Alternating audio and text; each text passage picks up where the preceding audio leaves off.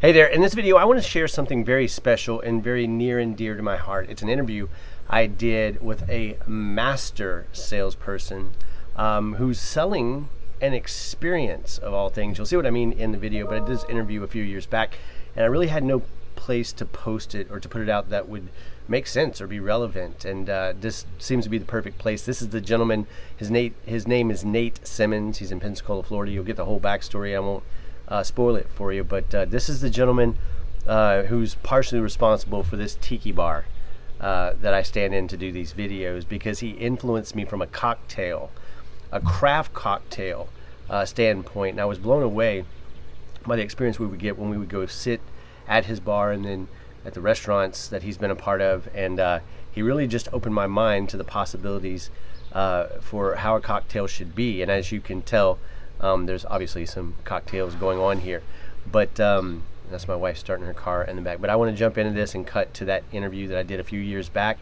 And if you're ever in Pensacola, Florida, I encourage you to look up Nathan Simmons. Nate Simmons, whenever I'm shooting this, he's at a place called Perfect Plane. I originally met him at Margaritaville Beach Hotel, which no longer exists in Pensacola. He's now, as I'm recording this, at Union Public House. But I'll leave his a link to where he's at right now, and I'll keep it updated. And if you're ever in Pensacola, look him up. Go sit down and have a drink with him if that's your thing, even if it's a mocktail. The guy's an absolute genius, as you will see, and he's a wonderful soul, wonderful human being, and he embodies the essence of writing your own ticket and knowing what selling the right way is all about. When I originally created this video, it wasn't about selling, it was about writing your own ticket from an entrepreneurial standpoint, because that's what my book Write Your Own Ticket is about. But it fits in right here because every single day, just like you and me, Nate sells, but nobody sees him as a salesperson, but they absolutely buy what he is selling and putting down. So without further ado, ladies and gentlemen, Mr. Nathan Simmons. Nate, man, thanks for meeting with me, and thanks for having this conversation, because, you know, I think it's so important for people to really understand that no matter what it is they're passionate about, that they can write their own ticket, and that looks different for different people. We have people who are entrepreneurs, you have people who have their dream job, but they're doing things because they chose to. And it was fascinating to me. I think it was about 5 years ago. We met you at Margaritaville Beach Hotel in Pensacola, right? And I'll never forget the first conversation. I walked up. It was our first time there, and I walked up to you and I said, "Hey, man, I need a drink." And you looked at me and said, "Well, what would you like?" And I said, "I'll just take, a frozen margarita." The machine was going, yeah. And you paused for a second. And you said, "Can I make you something?" And I said, "Yeah, what do you have in mind?" You said, "How about a handcrafted margarita?" And I'm like, "Okay."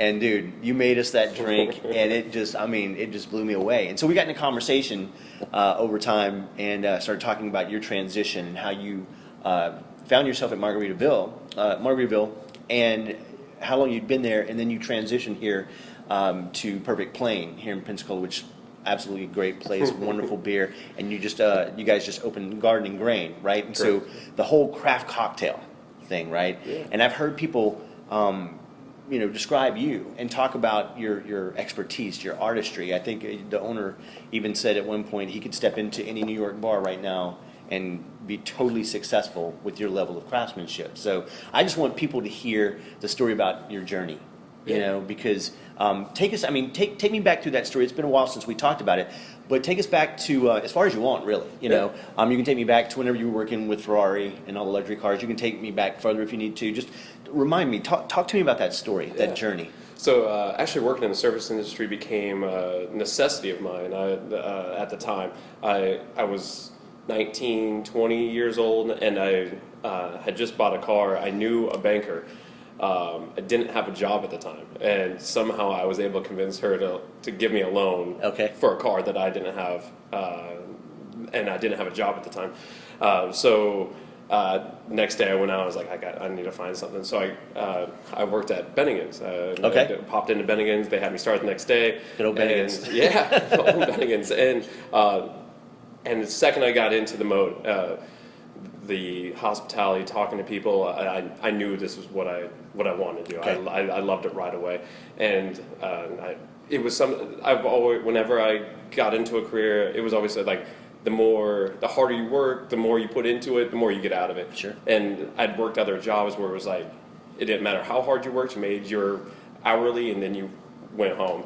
And I was like, so what's the point of, how much you put into this, like, Right. So hospitality was amazing, to be able to make those connections with people, to be able to directly see the harder you work, the better you did.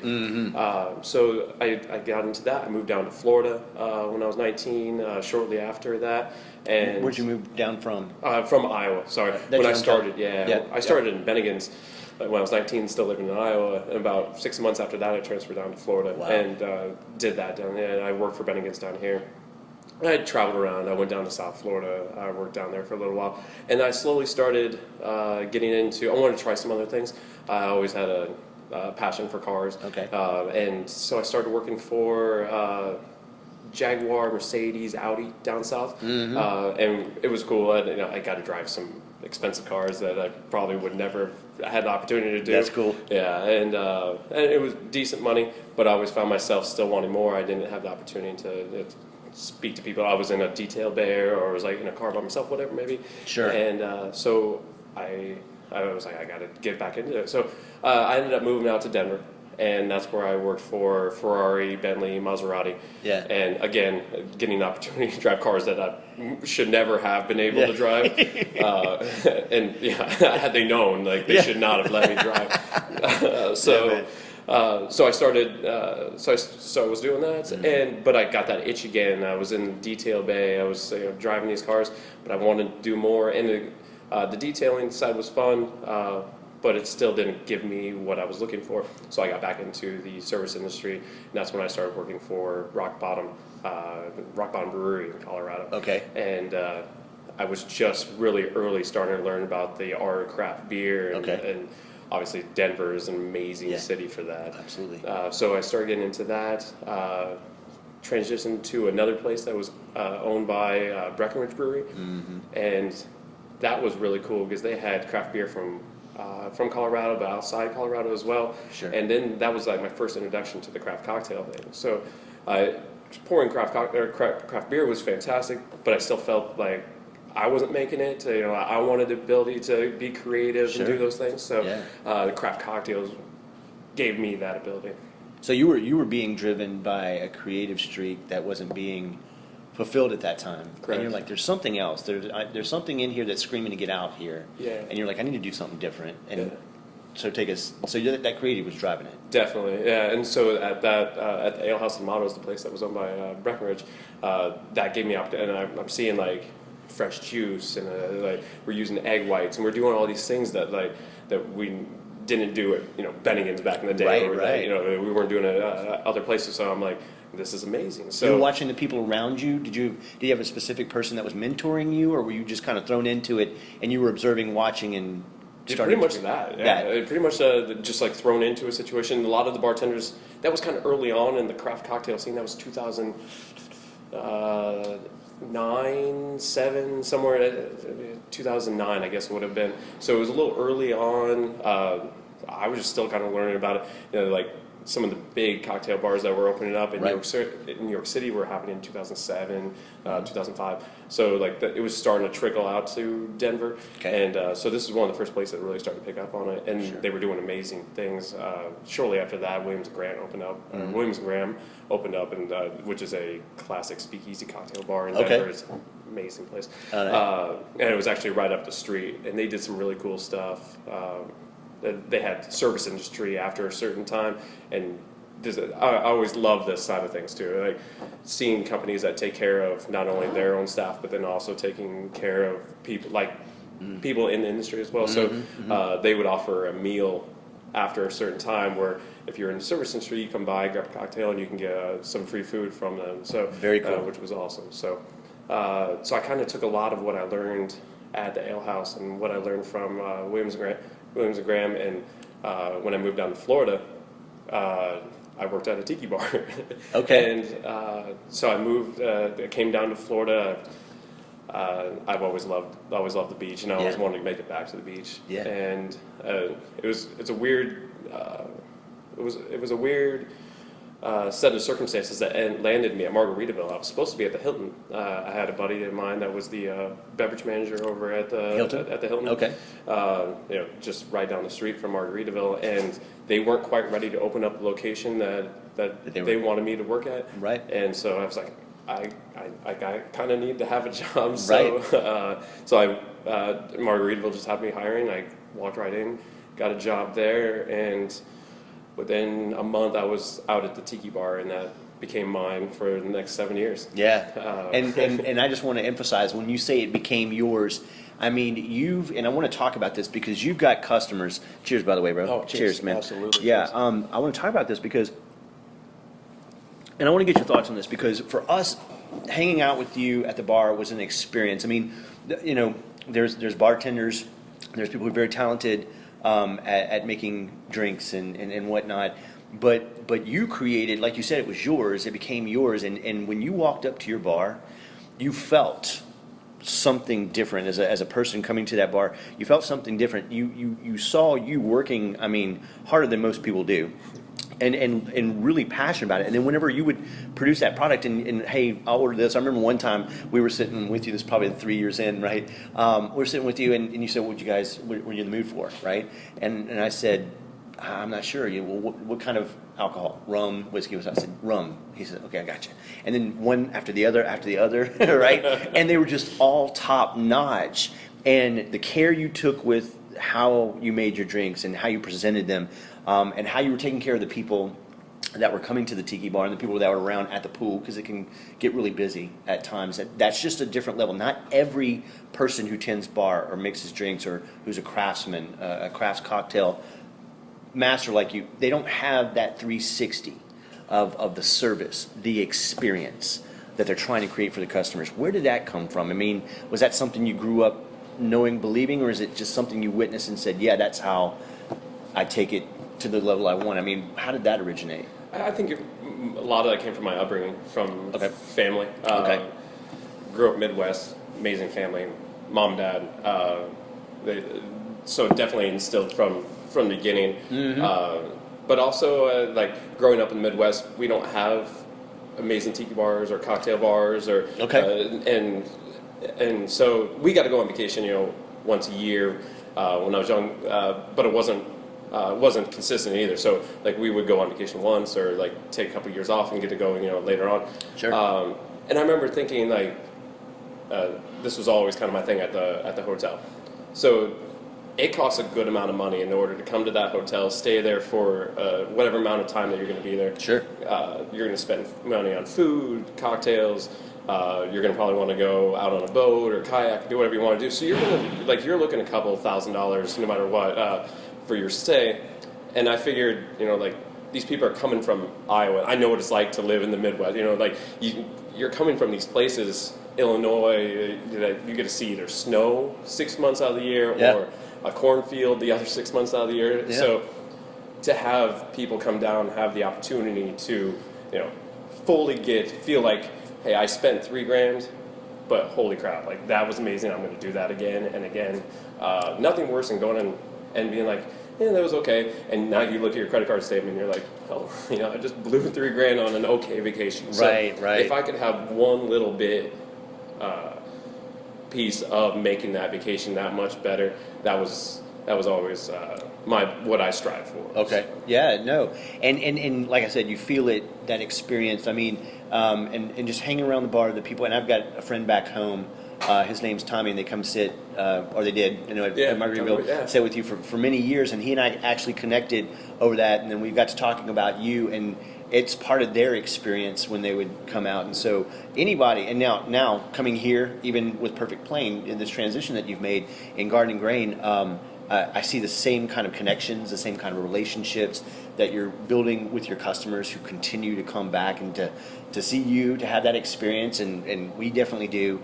And it's just, I just want to say, when you experience somebody who's a master at what they do, but then they consider, like I said, the 360 of the people, the experience, the before, the during, the after, the comeback experience. Mm-hmm. That's huge, man. And and I think that's one of the things that really resonated with it. And I think the thing that I really wanted to emphasize with this interview, other than to tell your story, was that I've got people who are reading the book Write Your Own Ticket, or going through the course, or doing some coaching and whatnot, and they're like, can I do what I'm passionate about and make a great living out of it?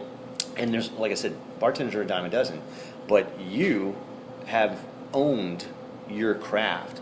And I was reading on the Garden and Grain website, maybe it was Perfect Plain website, and they were talking about you and how you approach things and how you take on an ownership. Even though you're not an owner in Perfect Plain Garden and Grain, you're driving it, you're taking ownership, and you're making it yours. And I think the thing that I really want to emphasize with people is that it doesn't matter what you're doing.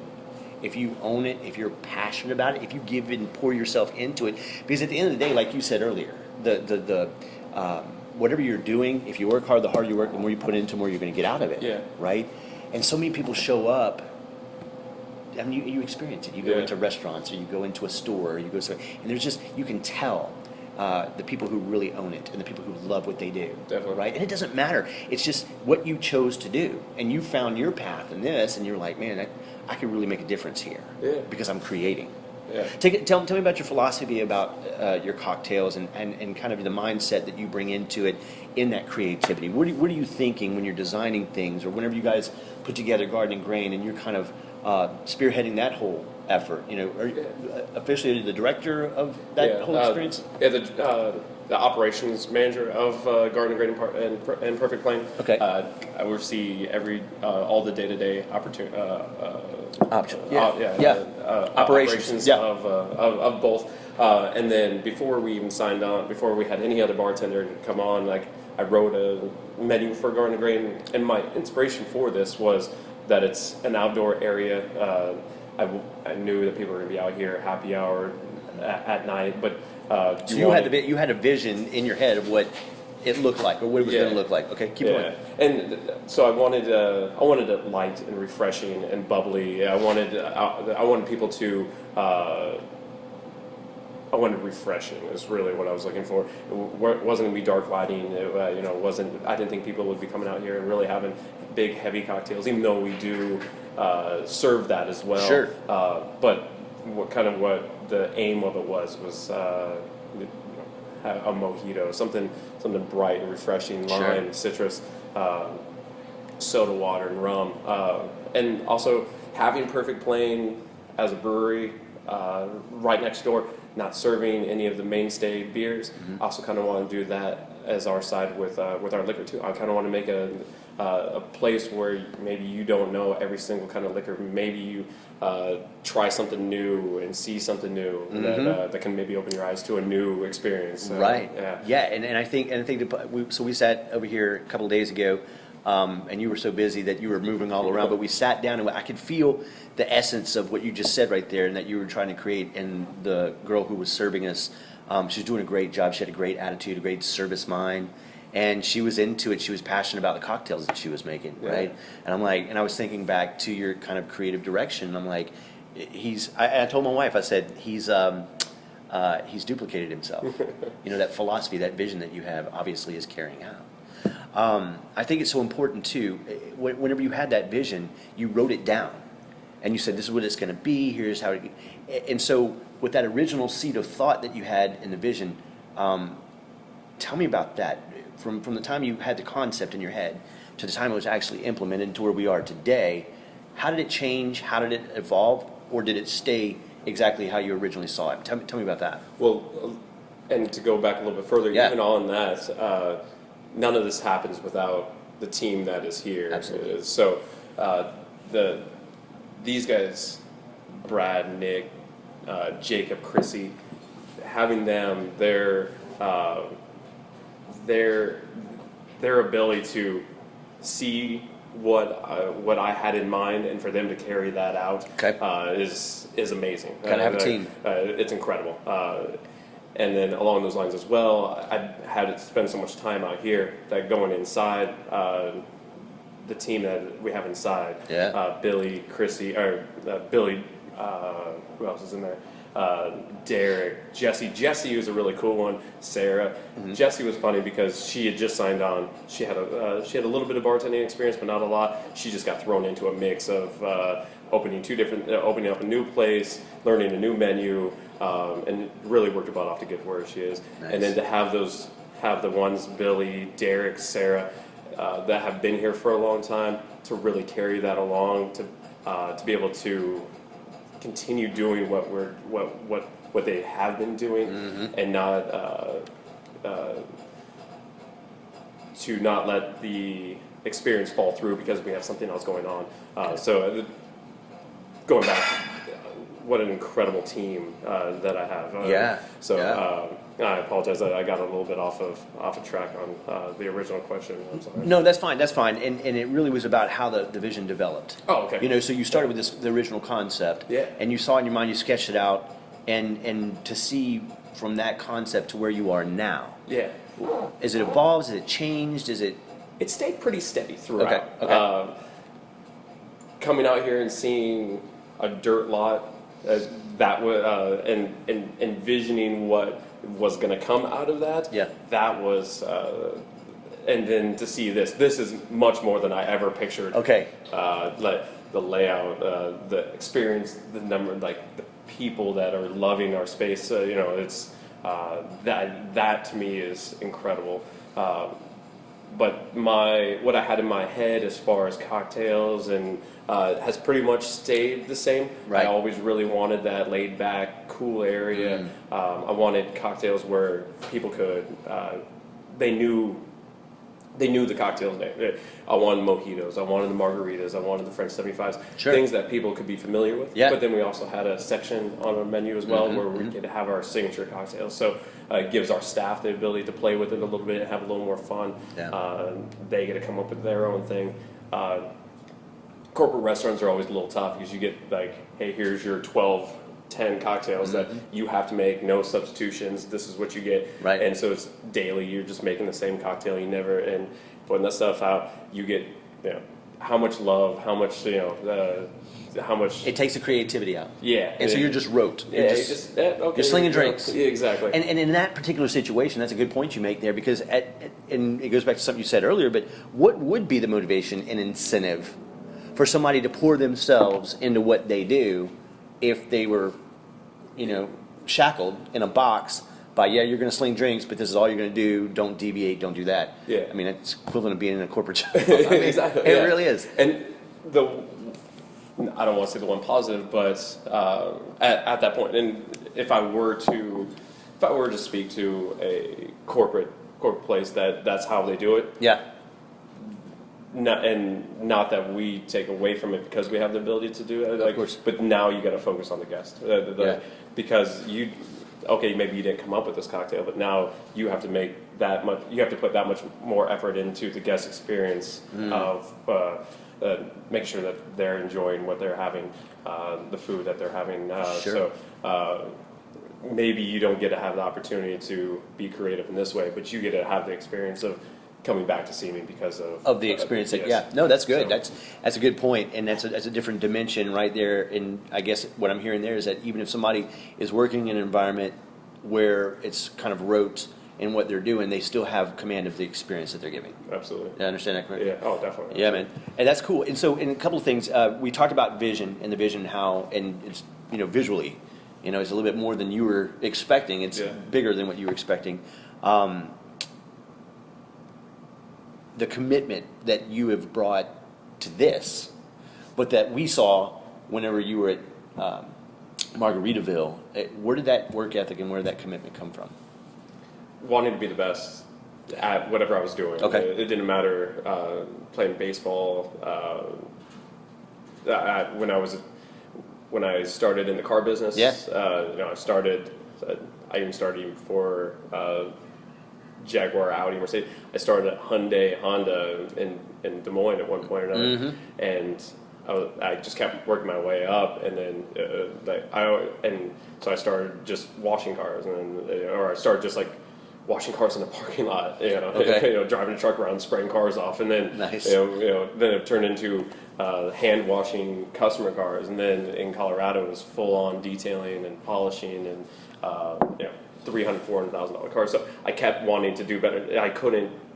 It's like I didn't really. The money didn't wasn't really a drive for me. It was, I just wanted to continue to move up, and I felt like the more I did, the further I'd get. Okay. And kind of same thing with the hospitality industry. Sure, money is a motivator at some point. Sure. But like, I want to see how far I can take it. Like, I've been a server, I've been a bartender, I've been a bar back. I've done all the little steps along the way, and having this opportunity to be the director, operations director for the entire complex is a whole another level for me. So it's I think that's what drives me. Just keep moving further. Keep and getting better. Yeah. From a place of perseverance and determination, what role does that play? I know you say I want to be the best. That's what's driving me and whatnot. But when it comes to perseverance, are there challenges and setbacks that you're facing, that you've faced along this journey, that kind of taught you some lessons that kind of drive you? What friction have you run across in your journey, as far as I'm going to this level, but then this gets in the way, or where perseverance or determination had to play its part? You also have to find a company that also wants you to do what you have in your mind too. Good point. I wanted to do a lot more with Margaritaville than Margaritaville had intentions for. So, right. And that's what led me here, because Perfect Playing, DC Reeves with Perfect Playing, the owner. Sure. He wanted to do those things that Nice. I had in mind. So the visions were aligned. Correct. And yeah. y'all had similar philosophies. Yes. And you just had to realize that, okay, this opportunity was good for me in the time that it was there, but now this is probably, that friction's probably causing me to move to a place that maybe I wouldn't have gone. Right. And this opportunity opened up. Yeah. That's pretty cool. Yeah. It was such a crazy set of circumstances that led me to Perfect Playing to begin with. Tell me.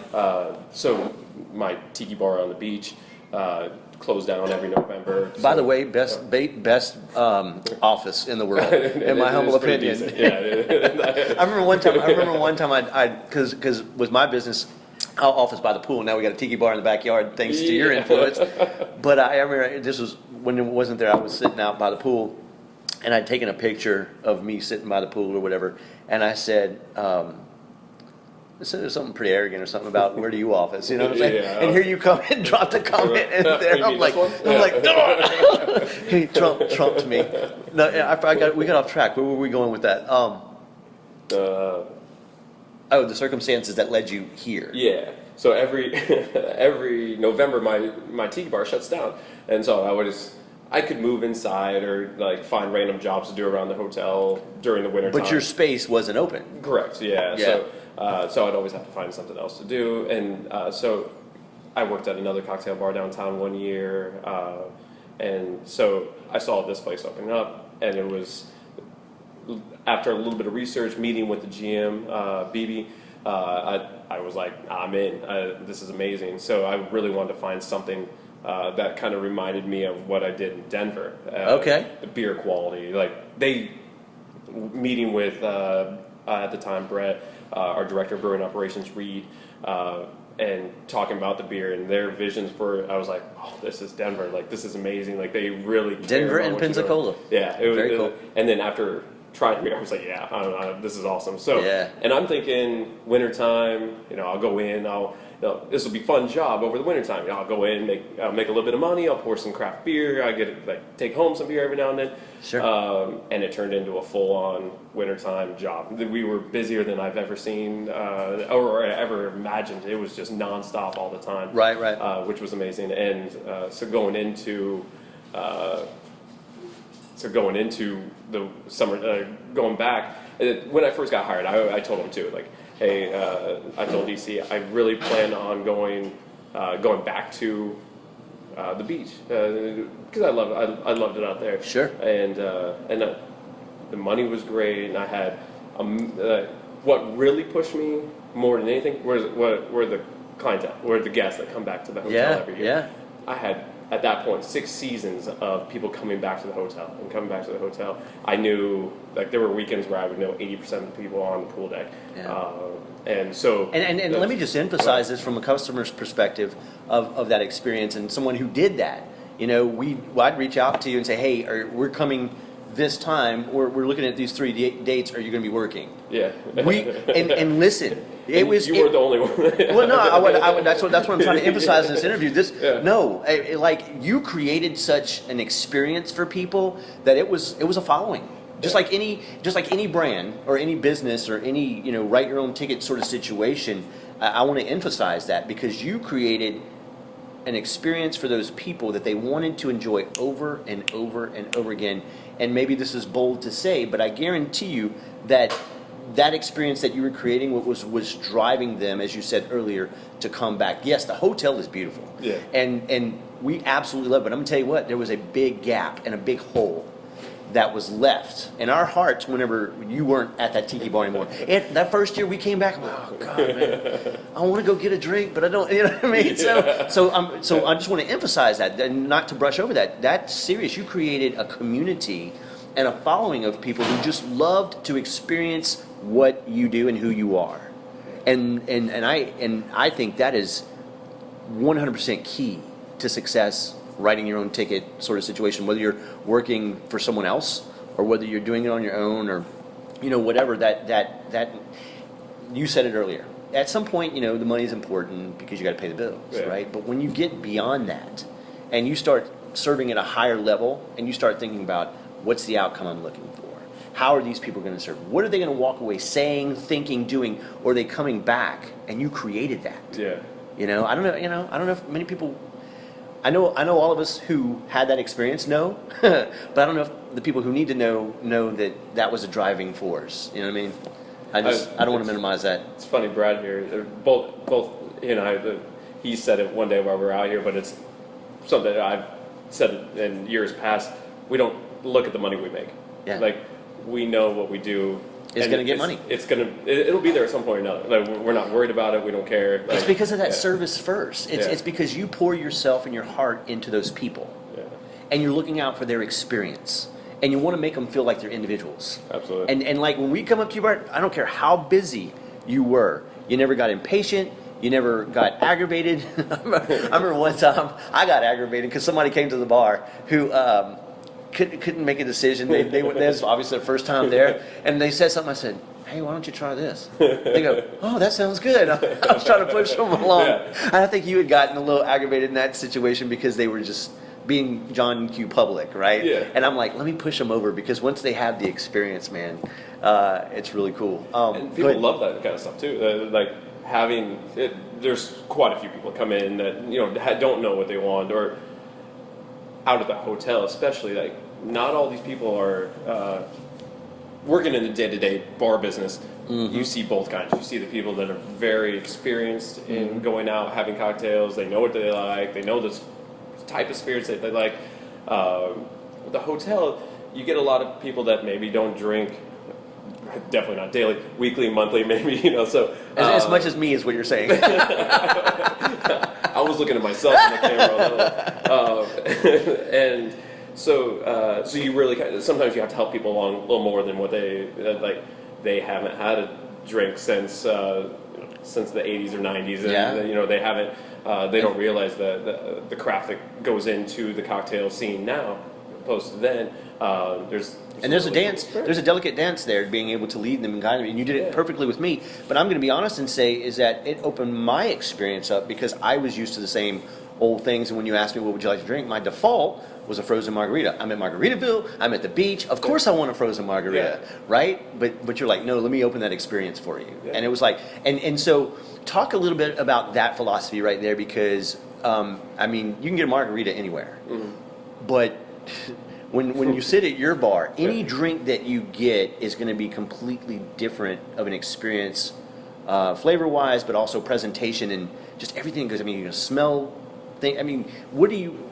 I'm not going to do this. This is my philosophy on cocktails. This is what I'm committed to. This is my standard. Talk to me about that. Yeah.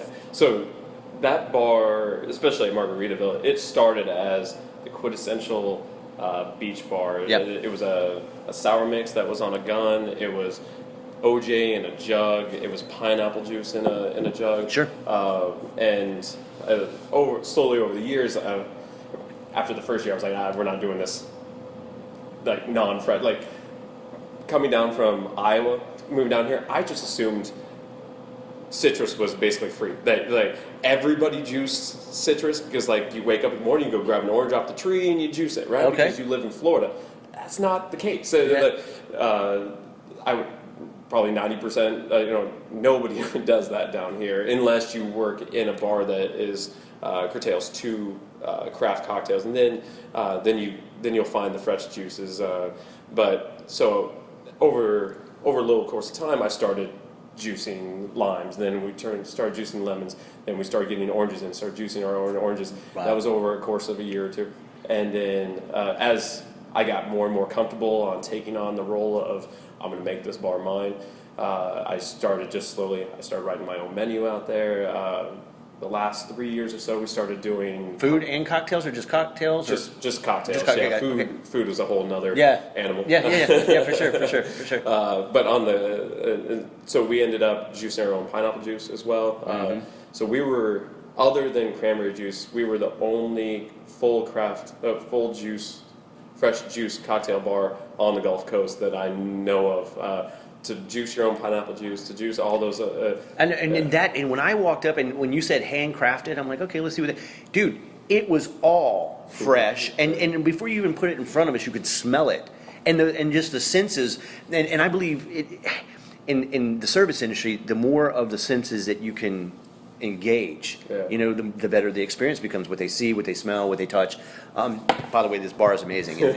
But now, because I don't want to glaze over this because you said fresh, but then you kept talking here. But everything at your bar, like you said, the most it can be is fresh. And when we come out here to Garden and Grain, and we're sitting there, I'm sitting there yesterday, and me and my wife are sitting there, and we're waiting on our cocktail, and I'm just taking in all of the fresh. I mean, you got mint that's fresh out there. You've got the orange juice. You got several other things. What are some of the other things y'all have fresh there, ready to go? We juice everything as well. Our fresh grapefruit, fresh lemon, lime, orange, pineapple, all happens here. So. Y'all are in it to win it, man. Yeah. And so along those lines, I started to cut you off.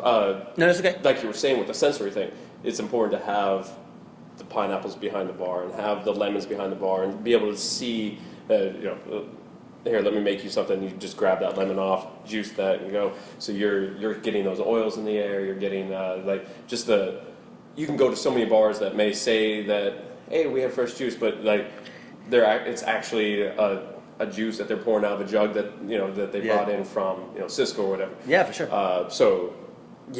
Having those things out, the sensory, visually seeing the fresh juice, visually seeing the fresh and it fruit. does make a difference. And I can remember at the Tiki Bar, you would have the lime squeezer right there, and you'd have some backed up, but if you ran out, you're sitting there and you're juicing it. So that people are seeing the work ethic, people are smelling the ingredients, they're seeing, everything's just being engaged, right? And I think that's what takes up. And the reason I'm emphasizing this, other than it's really important to what you do and your story and whatnot, is because I'm kind of trying to plug you guys so when people are in Pensacola, they can come hang out, and meet the man, and meet your team, and experience what's here.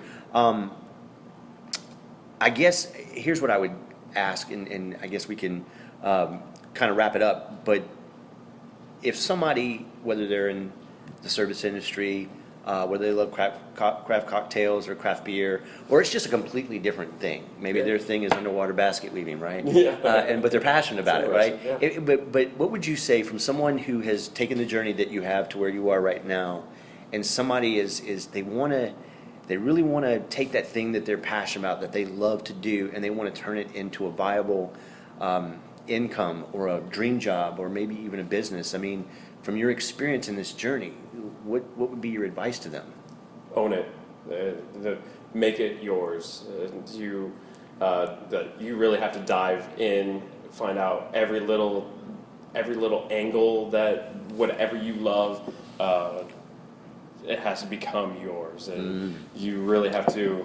There's a million bartenders in this in this world, and there's a lot that are a lot better than I am, but I do what I can. I want to be the best that I can for where I'm at, and I keep building every single day. You never stop learning. It was Brad and I were talking about this the other night. It doesn't matter how great you are. We were just got back from New York at a trip up there, do a little bit of R&D on other cocktail bars. Oh, very and, nice. Yeah, and we had the opportunity to visit Katana Kitten in New York City, and Masa, one of their bartenders, he was out for best bartender in the United States. Wow. And he didn't win, but after meeting this guy, like, how did this guy not win?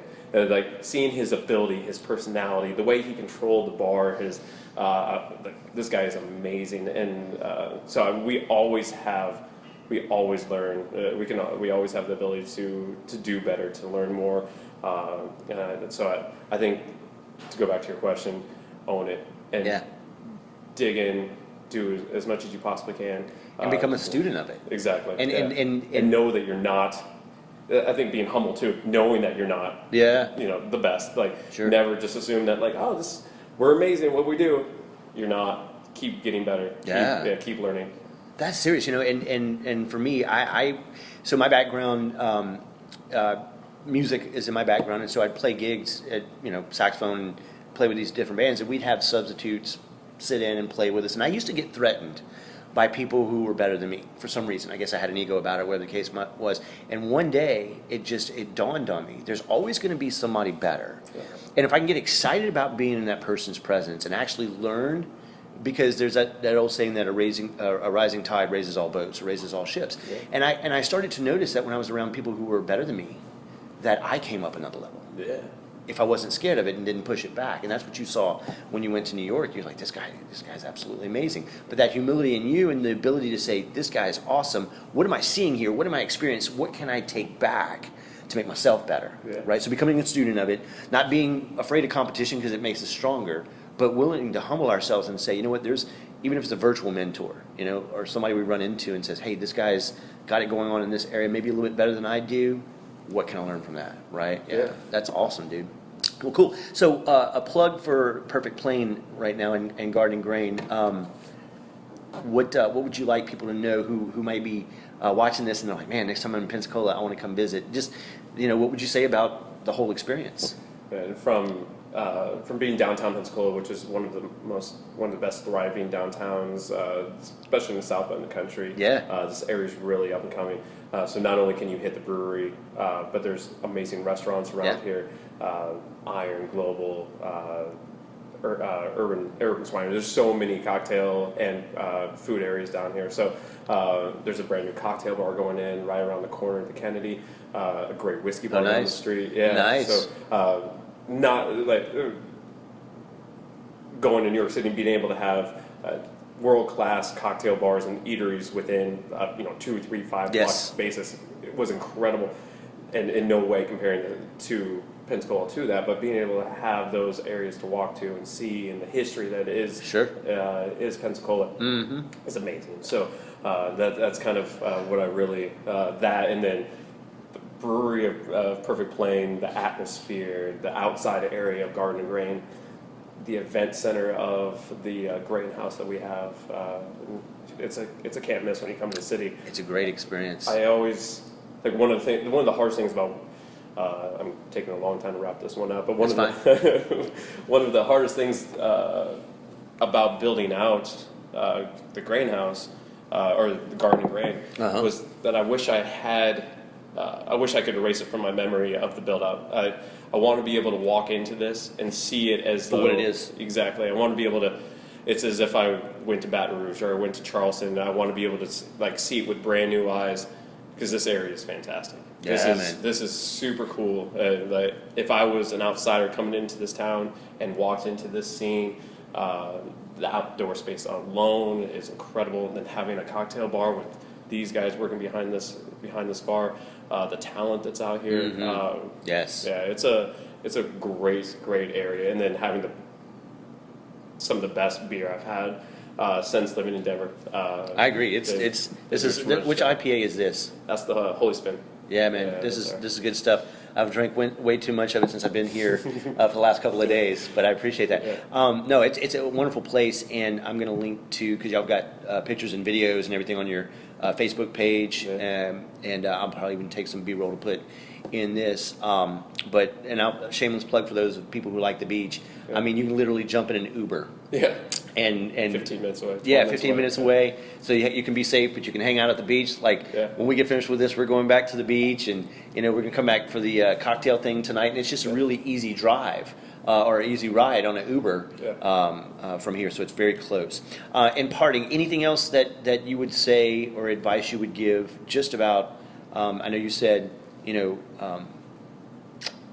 just commit to it. How did you say it exactly?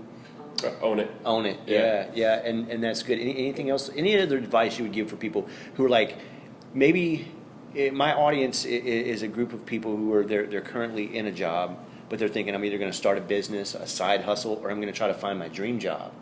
Mm-hmm. And if they're sitting there in that moment right there, and they're like, is it possible? Should I do it? I mean, I'm comfortable here. I've got benefits. I've got a 9 to 5. It's secure. I mean.